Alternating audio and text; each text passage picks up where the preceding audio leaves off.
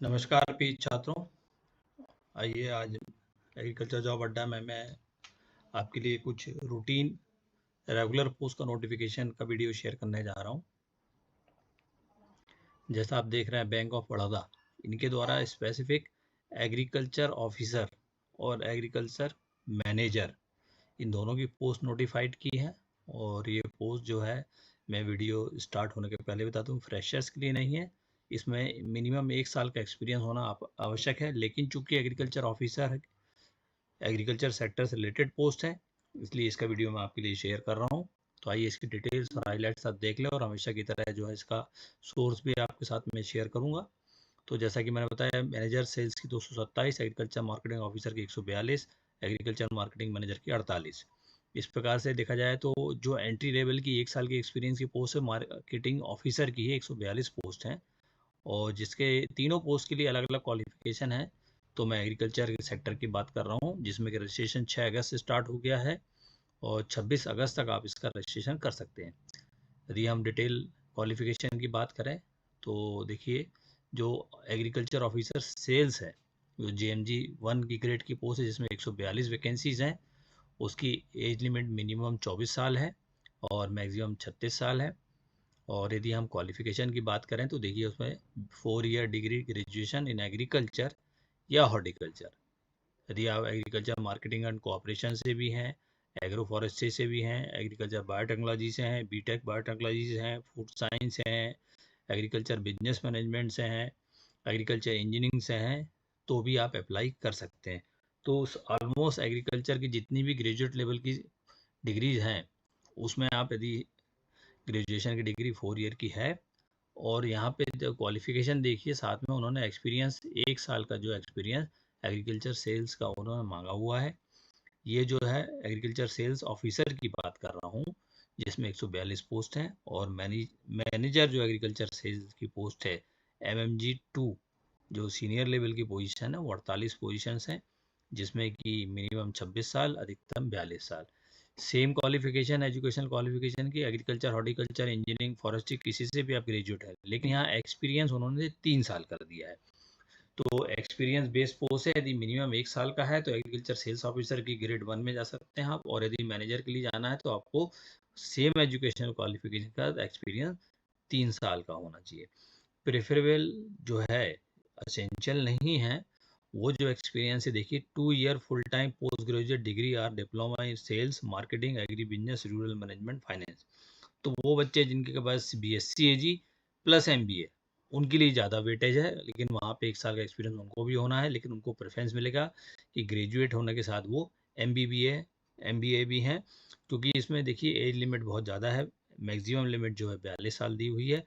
इसलिए मुझे लगता है कि जो हमारे MBA के स्टूडेंट्स हैं with background of BSc agriculture और द हॉर्टिकल्चर और फॉरेस्ट्री और बीटेक, उनके लिए ये एडेड एडवांटेज होगा। जो ये पोस्ट का डिस्ट्रीब्यूशन मैंने बताया, वैकेंसीज आपको पहले ही बता दी थी। रूरल एंड एग्रीकल्चर बैंकिंग के लिए मार्केटिंग ऑफिसर की JMG की 142 पोस्ट हैं, और आपकी जो रूरल एग्रीकल्चर मार्केटिंग मैनेजर की सीनियर लेवल की पोजीशन है, वो आपकी 48 पोस्ट है। एप्लीकेशन फ़ीस की बात करें तो 850 रुपये जो है आपको एप्लीकेशन की फ़ी लगेगी। वो जो है आपकी EWS और जनरल कैटेगरी और OBC कैंडिडेट के लिए होगी। इसके अलावा SC ST फिजिकली हैंडीकैप्ड और दूसरी यदि और वुमेन, इन कैटेगरीज के लिए एप्लीकेशन फ़ीस सिर्फ 175 रुपये ₹175 होगी। तो जनरल EWS OBC के लिए 850, बाकी कैटेगरीज के लिए 175। तो ये जो है ऑनलाइन फ़ीस भी आपको उस समय आपको अप्लाई करते समय जो है फ़ीस जमा करना होगी, जो कि नॉन रिफंडेबल है।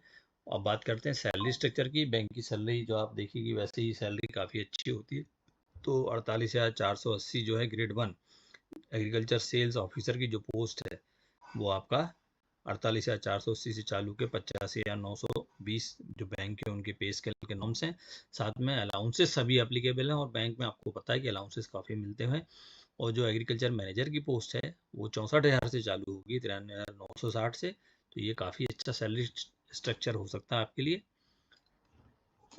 इसके बाद बात करते हैं कि चूंकि बैंक जॉब में आजकल सिविल का रिकॉर्ड देखा जाता है कि आपके लिए यदि सिविल रिकॉर्ड 680 या उससे अबव होना चाहिए, चूंकि अभी हमारी स्टूडेंट लाइफ है और अभी हमने लोन वगैरह नहीं लिए हैं, तो नॉर्मली ये 680 आपका सिविल सभी का रहता है, तो इसमें आपको ज़्यादा देखने की ज़रूरत नहीं है। फिर भी लेकिन एक चूँकि बैंक का नॉर्म्स है कि सब कुछ परफॉर्म होने के बाद पता लगा कि अंत में सिविल ख़राब है, तो फिर आपका सिलेक्शन नहीं हो पाएगा। प्रोविज़न पीरियड के लिए उन्होंने समय दी है 1 साल के लिए, जो कि एक्टिव सर्विस होगा, और जब आप ज्वाइन करेंगे तब से 1 साल के लिए आपको प्रोविज़न पर रखेंगे, तब आपको जो है रेगुलर होने के बाद आपका रेगुलर सैलरी स्ट्रक्चर एप्लीकेबल होगा। बैंक की सर्विसेज में आजकल सर्विस बॉन्ड जो है कंपलसरी हो गया है। आपको जो है कम से कम 3 साल का, कम से कम एक मिनिमम पीरियड ऑफ 3 इयर्स का बॉन्ड आपको बैंक के साथ 5 लाख का साथ करना होगा। कि कम से कम 3 साल आप सर्विसेज करेंगे, उस भी यदि आप वो सर्विसेज छोड़ते हैं तो आपको 5 लाख रुपए भरने होंगे। तो ये उन्होंने बहुत क्लियर किया है, ताकि एक सिलेक्शन प्रोसेस के बाद उनके बैंक को छोड़ के आप दूसरी जगह ज्वाइन ना कर सकें। तो एक अच्छे बैंक में अच्छी पोजीशन के बाद मुझे नहीं लगता है कि बॉन्ड भरने में कोई प्रॉब्लम हो सकती है। सिलेक्शन प्रोसीजर जो है हमेशा की तरह देखिए, इसमें ऑनलाइन टेस्ट होगा, फिर साइकोमेट्रिक टेस्ट होगा, और इसके अलावा भी यदि नंबर ऑफ एप्लीकेशन ज़्यादा है तो बैंक उस क्राइटेरिया को चेंज करके एक कोई टेस्ट उसमें ऐड भी कर सकता है, लेकिन ये मेन टेस्ट हैं online test, psychometric test, group discussion या पर्सनल इंटरव्यू। तो ये जो है प्रोसीजर है, और इसमें आपको क्वालिफाई करना होगा और उसके बाद इंटरव्यू के लिए अपेयर होंगे, फिर उसके बाद आपका जो है सिलेक्शन होगा। ऑनलाइन टेस्ट के लिए जो डिस्ट्रीब्यूशन ऑफ मार्क्स है और किस किस सेक्टर से किस किस सेक्शन से कितने क्वेश्चन आएंगे वो आप देख लीजिए कि जो 4 सेक्शन है उसमें रीजनिंग के 25 क्वेश्चन होंगे, 25 मार्क्स हैं। इंग्लिश लैंग्वेज के भी 25 क्वेश्चन, 25 मार्क्स। क्वांटिटेटिव एप्टीट्यूड के, देखिए क्वांटिटेटिव एप्टीट्यूड और इंग्लिश और रीजनिंग तीनों में नंबर वही हैं, 25 क्वेश्चन 25 मार्क्स, मतलब 75 मिनट में 75 क्वेश्चन। 4th सेक्शन जो है प्रोफेशनल नॉलेज का, चूंकि एग्रीकल्चर, हॉर्टिकल्चर, आपका बायोटेक्नोलॉजी, एग्रीकल्चर इंजीनियरिंग सेक्टर में होंगे, वो जो आपका प्रोफेशनल नॉलेज का सब्जेक्ट का होगा उसके 75 क्वेश्चन अलग से आएंगे, 150 नंबर के होंगे, वो भी 75 मिनट में करने होंगे। और इस प्रकार से 150 क्वेश्चन 225 नंबर के होंगे जो कि आपको करने होंगे। सब सेक्शन, तो above section text except the test of English will be available bilingually, मतलब इंग्लिश का पेपर से इंग्लिश में रहेगा, बाकी इंग्लिश और हिंदी दोनों में रहेंगे। इस section test 1, 2, 3 are qualifying in nature, मतलब उन तीनों जो एप्टीट्यूड आपका जनरल अवेयरनेस के जो उन्होंने लिखा है, रीजनिंग, इंग्लिश और क्वांटिटेटिव, ये क्वालिफाइंग नेचर के, मतलब मिनिमम आपको जनरल कैटेगरी के तो मिनिमम 40% आप मार्क्स लाएंगे तो आप क्वालिफाई हो जाएंगे, और बाकी कैटेगरीज के लिए 35% है। और इस सबसे इम्पोर्टेंट बात कि इस बैंक की ऑनलाइन एग्जाम में कोई नेगेटिव मार्किंग नहीं है। तो इस प्रकार से आप इस स्क्रीनिंग टेस्ट में क्लियर होने के बाद इंटरव्यू के लिए बुलाए जा सकते हैं।